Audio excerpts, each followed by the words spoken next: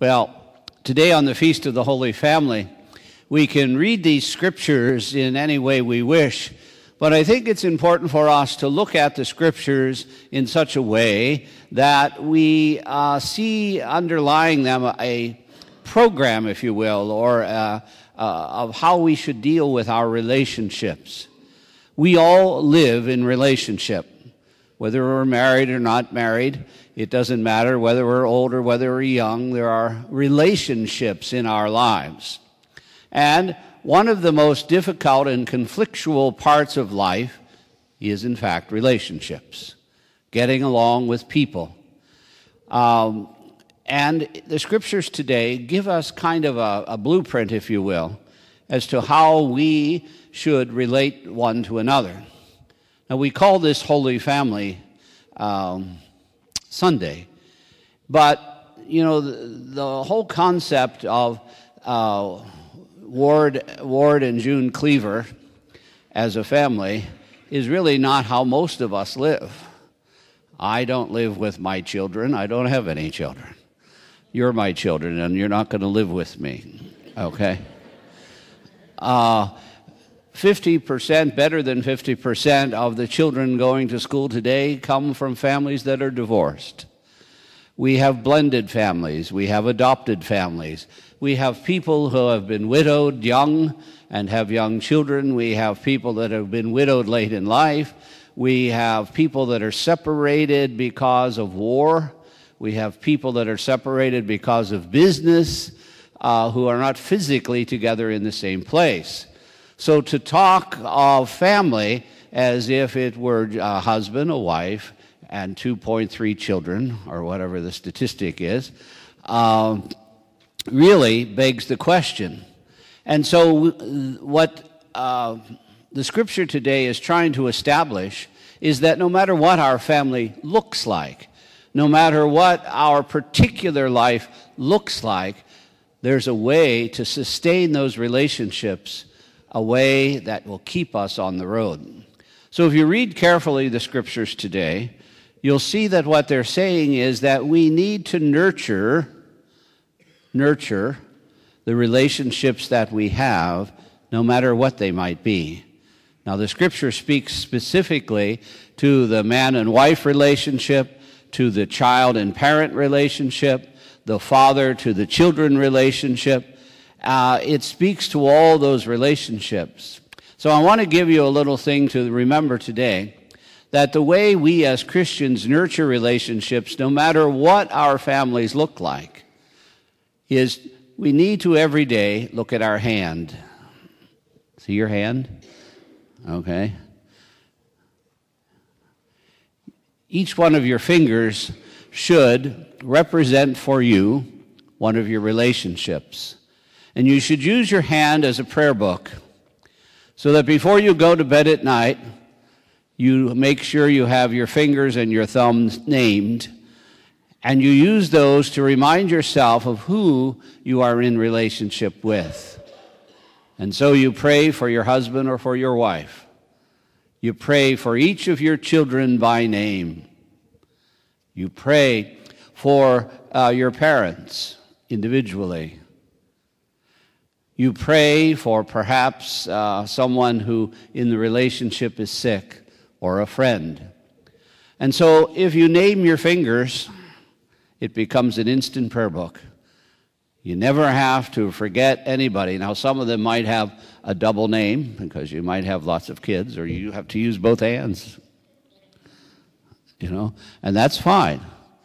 But if we would pray every day for the persons that we are in relationship with, our families would be stronger, our families would be more loving, and our consciousness would be raised about how we are in relationship with these folks. I often, as I sit in the confessional, parents come in and they're very frustrated and they're very overwhelmed and they're very tired and they're always losing their patience, they tell me. And I always tell them that one of the reasons we lose our patience, and this is good for teachers too, when you lose your patience is because you lump the children together as one. So they never say, I lose my patience with Johnny. They always say, I'm losing my patience with my children. And what's happening there is we're depersonalizing. So it's very important for you who are parents to pray for each child individually, because each child has a different set of struggles. Each child has a different set of skills. Each child has a different relationship with you. And the same, if you're teaching a class, you can't say the children are bad. The children are uncooperative, because it's not all the children. You must pray for each one individually.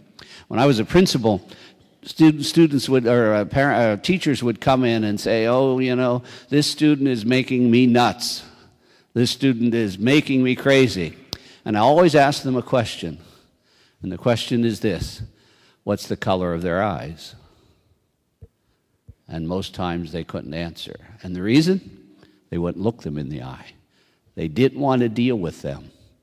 They had already objectified them. They had already left relationship with them. You see? They had become the problem instead of the person. And we do that all the time in our relationships. That whether we're dealing with someone who is chronically ill and sick and we have to care for them, we lose our patience with that. As loving as we try to be, we sometimes just wear out. So we have to enter into a prayer relationship with everyone that God has given us to love. So today, name your fingers and make that your prayer book. And every night before you go to bed, nurture those relationships with prayer.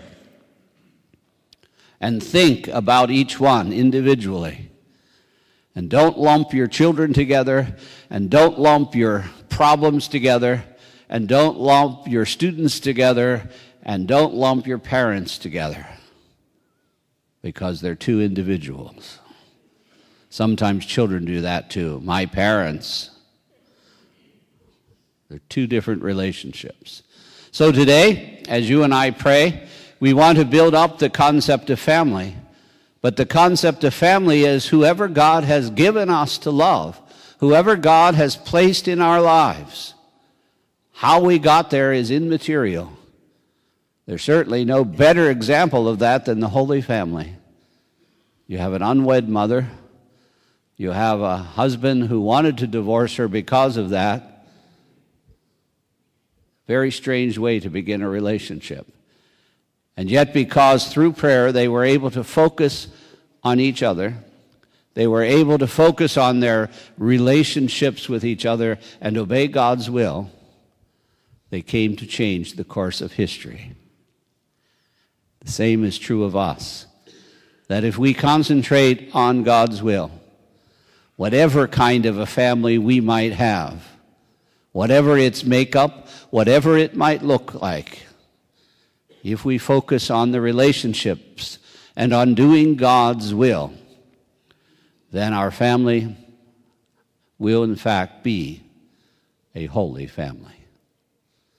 So all of us are called to that holiness, and that holiness is nurtured only through prayer. So pray for those that you are in relationship with. Pray for your parents. Pray for your children, always individually. Pray for your aunts, for your uncles. Pray for whoever it is makes up your immediate family. And if we each pray every day for each, we in fact become a holy family. Don't miss the opportunity on this day. Identify your primary relationships and pray.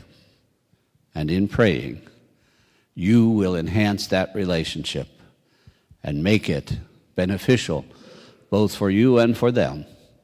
And you will come to know God's will for yourselves. A holy family. Are we? That's up to us. Be at peace.